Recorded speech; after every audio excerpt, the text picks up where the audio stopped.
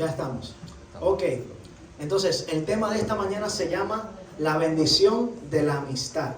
Cuando Dios creó a Adán, Dios lo puso allí en el jardín del Edén y le dio una tarea, ¿verdad? Dale nombre a cada uno de los animales. Y mientras él estaba nombrando los animales, veía que había dos, ¿verdad? Veía que había el león y la leona. Estaba, ¿cómo se dice? No voy a decir la jirafa y el jirafo, ¿verdad? No, el mono y la mona. El mono y la mona. El mono y la mona. Estaba el perrito y la perrita. Entonces había dos de cada clase. Que él notaba una diferencia. Uno era masculino, otro femenino. Entonces Dios creó a Adán de esa manera y lo puso solo primero para que él sintiera esa necesidad. Él supiera, ¿verdad?, que le hacía falta una ayuda idónea. Y el mismo Dios dice, no es bueno que el hombre esté solo. Y le creó una ayuda idónea. Entonces, él crea esa ayuda idónea para Adán. Y él dice, esta es carne de mi carne, sangre de mi sangre, hueso de mis huesos. Creo que es que dice la palabra, ¿verdad? Entonces, nos creó a nosotros como unos seres sociales. Todos nosotros tenemos la necesidad de compartir con otras personas. A pesar de que él estaba en el lugar más hermoso del universo posiblemente, estaba en ese jardín tan bello, él tenía alimentos ilimitados, él tenía la compañía de los animales, él como quiera se sentía solo. Y por eso Dios creó a alguien como él para que compartiera con él. Y todos nosotros sentimos esa necesidad de compartir con otra persona. No simplemente de una manera romántica, sino necesitamos amistades, necesitamos familias. Dios nos creó con ese deseo, ¿verdad? Entonces, la amistad se creó como una bendición para nosotros. Pero a pesar de que la amistad puede ser una bendición, también puede ser de gran tropiezo. Vamos a ver qué dice la palabra acerca de la amistad, volviendo al texto bíblico de Proverbios 17:17. Los que me puedan acompañar en sus Biblias. Proverbios capítulo 17, versículo 17.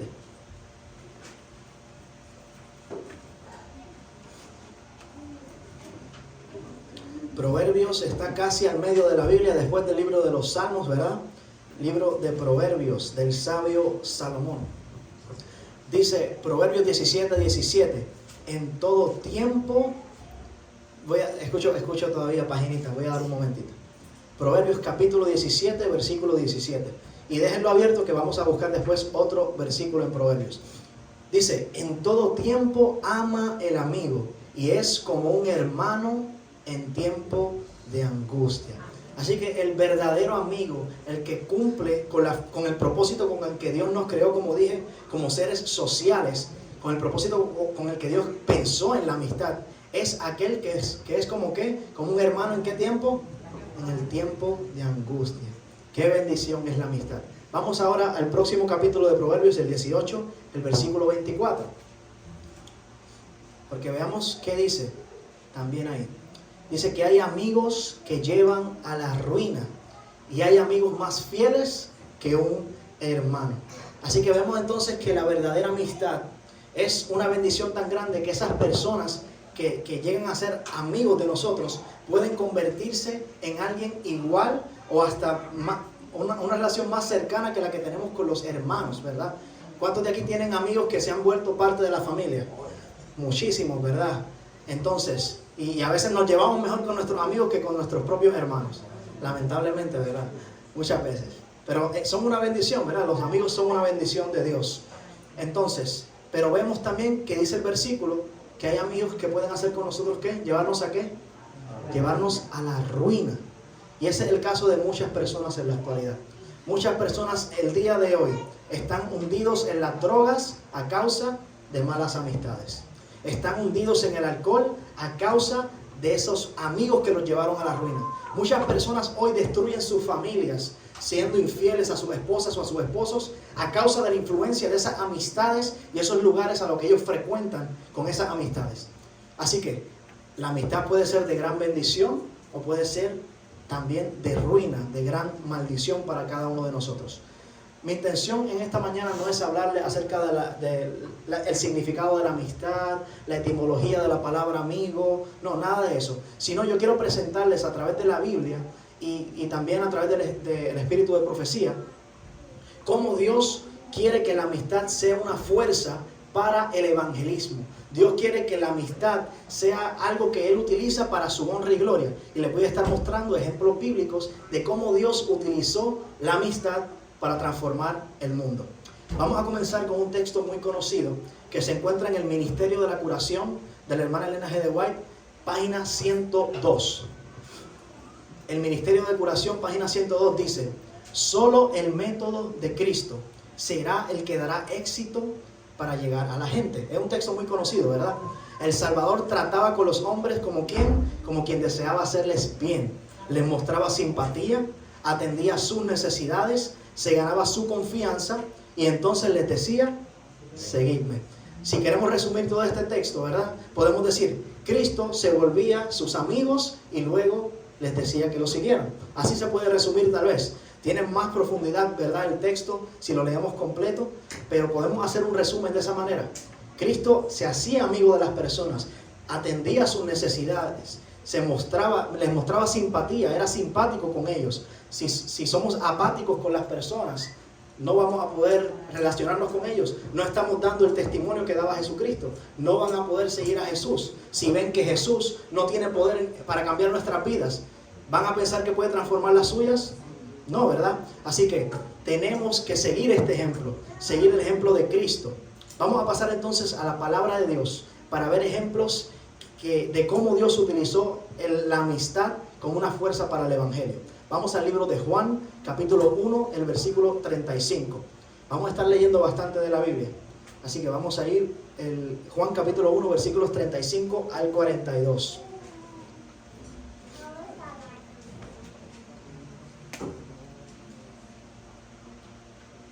Dice Juan capítulo 1, versículo 35 hasta el 42.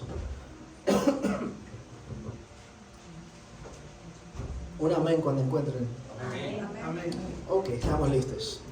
El siguiente día otra vez estaba Juan y 2 de sus discípulos. Y mirando a Jesús que andaba por allí, dijo: he aquí el Cordero de Dios. Le oyeron hablar los 2 discípulos y siguieron a Jesús. Y volviéndose Jesús y viendo que le seguían, les dijo: ¿qué buscáis? Ellos le dijeron: Rabí, que traducido es maestro, ¿dónde moras? Les dijo: venid y ved. Fueron y vieron dónde moraba y se quedaron con él aquel día, porque era como la hora 10:00. Andrés, hermano de Simón Pedro, era uno de los que habían oído a Juan y habían seguido a Jesús. Este halló primero a su hermano Simón y le dijo: hemos hallado al Mesías, que traducido es el Cristo, y le trajo a Jesús. Y mirándole Jesús dijo: tú eres Simón, hijo de Jonás, tú serás llamado Cefas. ¿Qué quiere decir qué? Pedro. Entonces, algo interesante que podemos notar en estos textos es que primero estaban 2 discípulos de Juan el Bautista, ¿verdad? Ellos estaban escuchando la predicación de Juan y en esto Juan ve que se acerca a Jesús y dice: he aquí el Cordero de Dios que quita el pecado del mundo. Si estos 2 hombres se ponen de acuerdo para seguir a Jesús después de escuchar estas palabras, ¿será posible que ellos tenían una amistad? Por ejemplo, cuando yo recibo una buena noticia, cuando yo pasa algo, como recientemente que me enteré que voy a tener un varoncito, yo llamé a mis amigos, yo compartí esa noticia con mis amigos y mis familiares primero. Así que es muy probable que si estos 2 hombres se ponen de camino juntos a seguir a alguien, muy posiblemente tenían una amistad. Así que yo pienso que ellos eran amigos, estas personas. Se ponen de acuerdo, siguen a Jesús, eran discípulos de Juan el Bautista, dice el texto, y escuchan esa gran bendición de que he aquí el Cordero de Dios, el Mesías que tanto estamos esperando.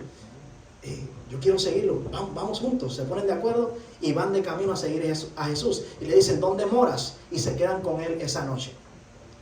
Pero algo interesante es que no solamente se ponen de acuerdo ellos para seguir a Jesús, sino que ¿qué es lo primero que hace Andrés?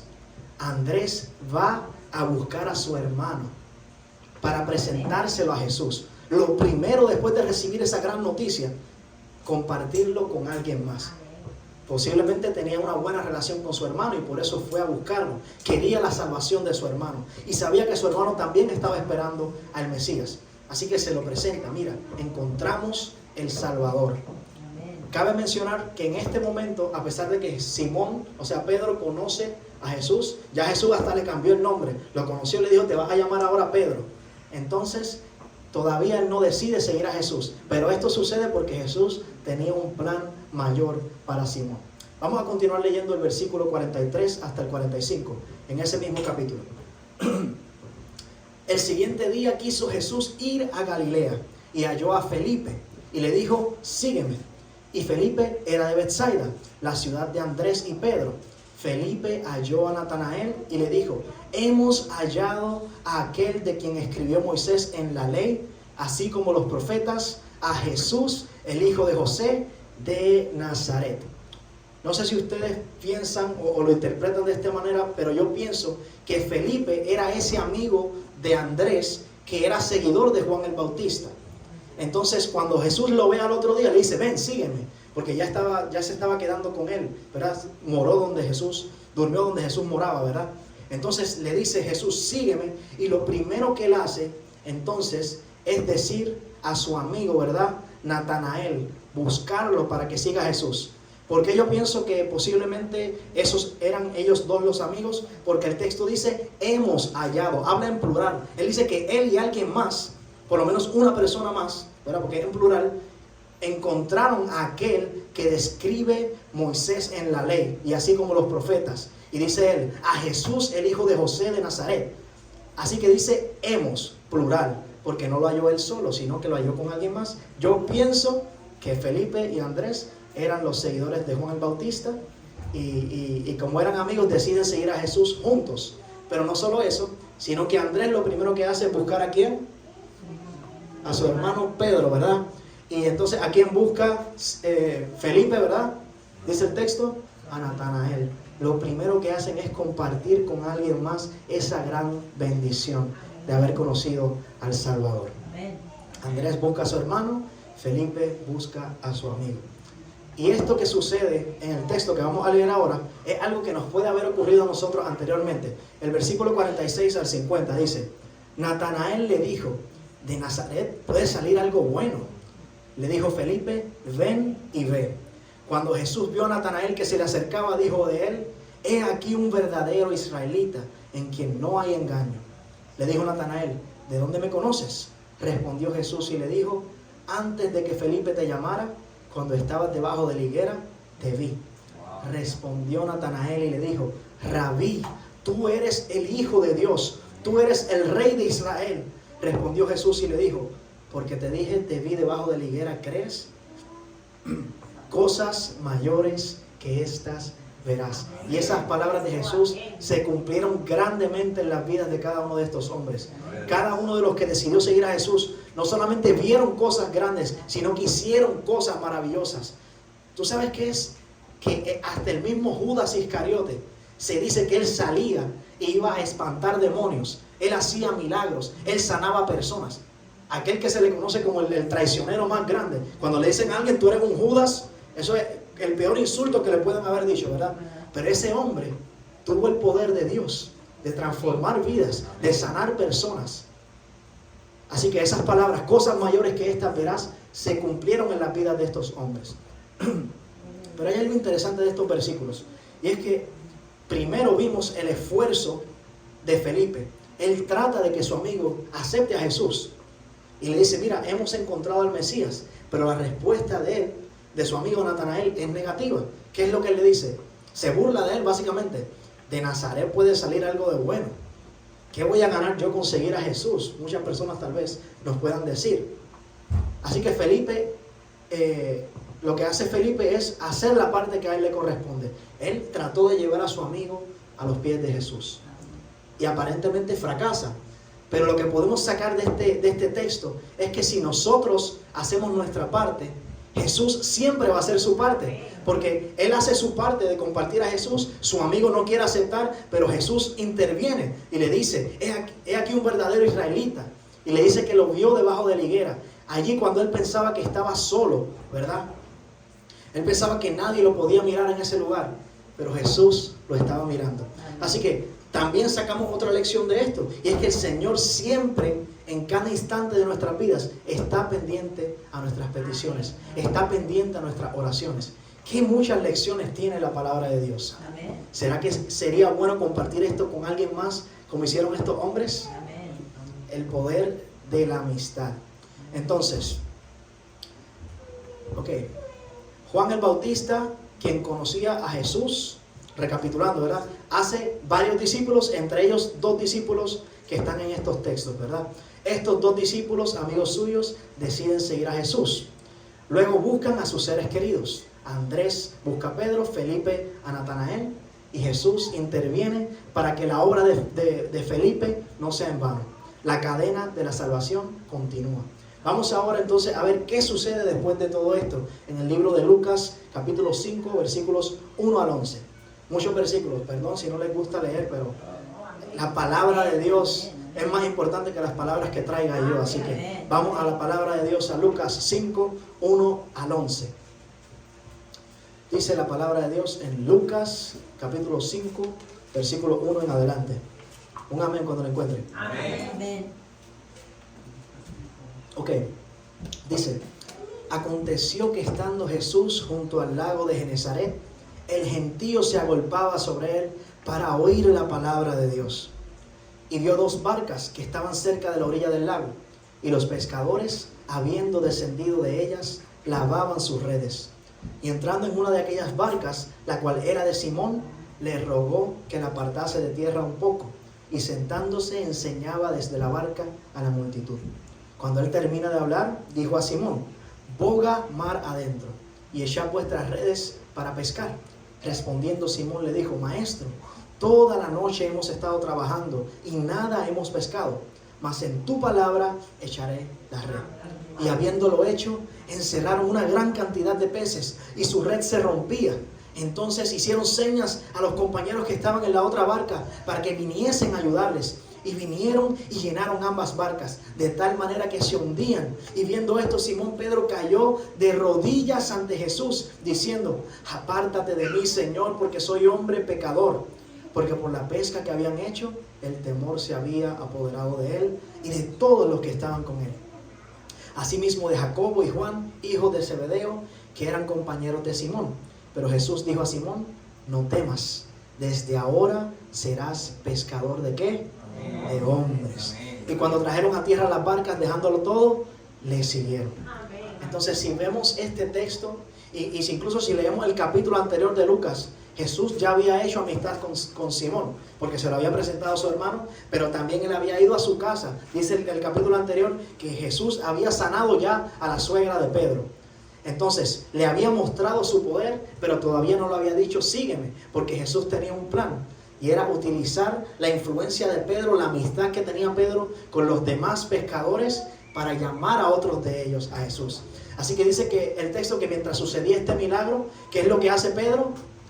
Llama a sus compañeros: necesito ayuda, vengan. Y ellos son testigos de esta gran pesca que posiblemente ninguno de ellos, pescadores de toda su vida, habían visto una pesca tan maravillosa. Así que luego de que ellos presencian el poder de Jesús, ¿qué les dice Jesús? Síganme, que los voy a hacer ahora pescadores de hombres. Pero vemos la influencia de la amistad. Si ellos no hubieran tenido una buena relación con Pedro, posiblemente veían que se le hundían las barcas y a lo mejor hasta se reían de él si se llevaban mal con él. Pero tenían una amistad posiblemente con él, eran compañeros de trabajo. Y la buena influencia de esa amistad posiblemente causó que esos 2 hijos de Zebedeo formaran parte de los discípulos de Jesús. Amén. Ahora vamos a ver otro caso que es un poco diferente. Allí mismo en el libro de Lucas, pero en el versículo 27, en ese mismo capítulo. Lucas 5, 27 al 28. Vamos a ver otro caso diferente. Hasta este momento hemos visto cómo la amistad ha sido la causa para que personas sigan a Jesús. Pero vamos a ver otro caso un poquito diferente. Dice Lucas 5, 27 al 28. Después de estas cosas salió y vio a un publicano llamado Leví, sentado al banco de los tributos públicos, y le dijo: sígueme. Y dejándolo todo, se levantó y le siguió. Vemos que este caso es diferente. Este hombre está solo, está trabajando, y Jesús lo llama. Pero a pesar de que su llamamiento fue un poquito diferente, vamos a ver qué es lo primero que hace este hombre. Vamos a seguir leyendo el próximo versículo, el versículo 29.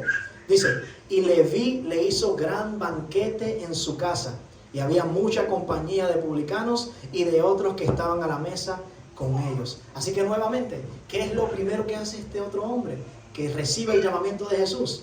Hace una gran fiesta en su casa, invita ¿a quién? No solamente a los discípulos de Jesús, invita a los otros recaudadores de impuestos, compañeros de trabajo de él, posiblemente los conocía. Así que le invita a sus amistades de su trabajo para que tengan la oportunidad de ser cambiados y ser transformados por Jesús. Amén. Este es el ejemplo que cada uno de nosotros debemos seguir. Y yo sé que es posible que muchos de nosotros nos hayamos esforzado, pero muchas veces vemos que las personas no nos responden positivamente, dejamos de orar por ellos, dejamos de visitarlos, dejamos de insistirles, les damos mal testimonio tal vez.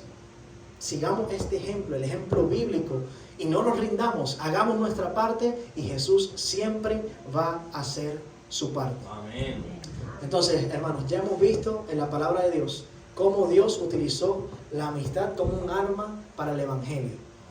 Ahora es momento entonces de internalizar todos estos textos que hemos leído, analizar nuestras vidas a la luz de la palabra de Dios y preguntarnos, ¿será que yo he hecho lo suficiente para que las personas que yo amo acepten a Jesús? ¿Será que yo le he dado el mejor testimonio posible? Y yo sé que no, porque hasta yo mismo como pastor muchas veces he fallado, pero no nos podemos rendir. Debemos pedirle a Dios que nos ayude a poder reflejar el carácter de Cristo.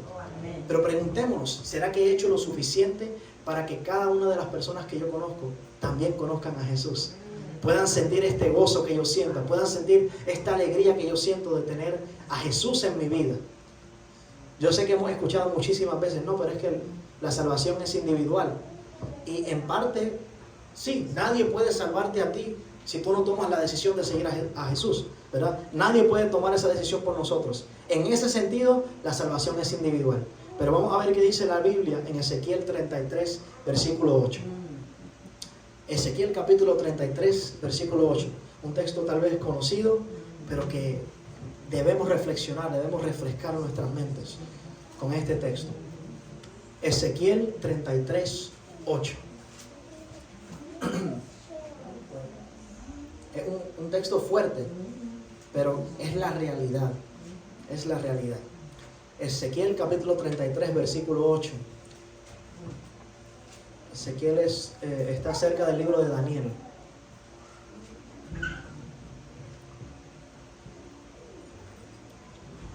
Amén, cuando lo encuentren. Amén. Si no, pues lo voy a leer y como quiera lo confirman después en sus Biblias, que no estoy diciendo palabras de hombre, sino palabra de Dios. Ezequiel 33, 8 dice, cuando yo dijere al impío, impío, de cierto morirás, si tú no hablares para que se guarde el impío de su camino, el impío morirá por su pecado, pero su sangre yo la demandaré ¿de qué? De tu mano. O sea que Dios nos está diciendo a nosotros que, o sea, Dios ya en el libro de Apocalipsis anuncia un juicio venidero, un juicio en el que todos vamos a tener que dar cuentas al Señor según nuestras obras, ¿verdad? Cada uno de nosotros va a estar frente al Señor. Entonces, dice la palabra que Dios va a juzgar a las personas por sus pecados, pero nos va a preguntar a nosotros por todas aquellas personas que se pudieron haber salvado si nosotros tan solo hubiéramos hecho algo tan sencillo como ser verdaderos amigos. Amén. Si nosotros somos verdaderos amigos de las personas, ¿será que sus vidas van a poder ser transformadas? Sí. Dios nos va a preguntar por todos los que pudieron haber sido salvos si nosotros hubiéramos hecho nuestra parte. Cada cristiano, esta frase me gusta, la dice Charles Spurgeon, creo que me he escuchado a lo mejor de él, un famoso predicador, ¿verdad? Tiene una frase que me gusta y creo que el Enlace de Way la comparte este pensar también. Cada cristiano es un misionero, pero él no lo deja ahí. Dice, cada cristiano es un misionero o un impostor. Se me paran los pelos nada más leyendo esta frase. ¿Será que nosotros, a pesar de estar en el evangelio correcto, ¿verdad? En el mensaje ¿será que estamos siendo impostores? Es Suenan como malas noticias, pero la realidad es que el Señor nos está advirtiendo. Es una buena noticia que lo escuchamos hoy, porque podemos hacer un cambio. ¿Cómo podemos ser misioneros? Haciendo amistad con las personas. Comencemos por hacer amistad con las personas. Amén. La amistad es un arma para el evangelio. La amistad hizo que los discípulos siguieran a Jesús. Esos que le conocemos como grandes hombres de Dios hoy. Si nosotros hacemos lo mismo, seguimos ese ejemplo, vamos a transformar el mundo. Amén. Y tú tal vez pienses, no, pero ¿cómo vamos a transformar nosotros tan poquitos el mundo? Hermano, si una familia de la iglesia es transformada por el Espíritu Santo, esa familia, si se deja utilizar por Dios, va a transformar su iglesia. Si la iglesia es transformada, la comunidad puede ser transformada. Si una comunidad es transformada, todo un estado tal vez pueda ser transformado. ¿Será que podemos transformar el mundo entonces? No vamos a hacer nosotros, ¿verdad? Dios es el que va a hacer la obra, como les dije. Simplemente dejándonos utilizar por Él, siguiendo el ejemplo de Cristo, el método de Cristo. Hagamos un cambio en nuestras vidas y vamos a ver el mundo transformados. Una frase que me encanta, que posiblemente han escuchado, es: sé el cambio que quieres ver en el mundo. Amén. Si comenzamos por nosotros mismos, vamos a ver la diferencia. Bueno, hermanos, este fue el tema de esta mañana. Amén. Espero que sea de bendición para ustedes. El llamado es sencillo: sé un buen amigo de las personas que te rodean. Amén. Voy a compartir un especial ahora. Espero que sea de bendición. Amén. Si se olvidan de mi mensaje, recuerden las palabras de esta canción. Es una canción hermosa. Dios quiere hacer grandes cosas contigo. Amén. Y lo va a lograr si tan solo somos buenos amigos de las personas. Qué sencillo, ¿verdad? Seamos buenos amigos. El Señor va a hacer el trabajo. Bueno, para la gloria de Dios, este canto.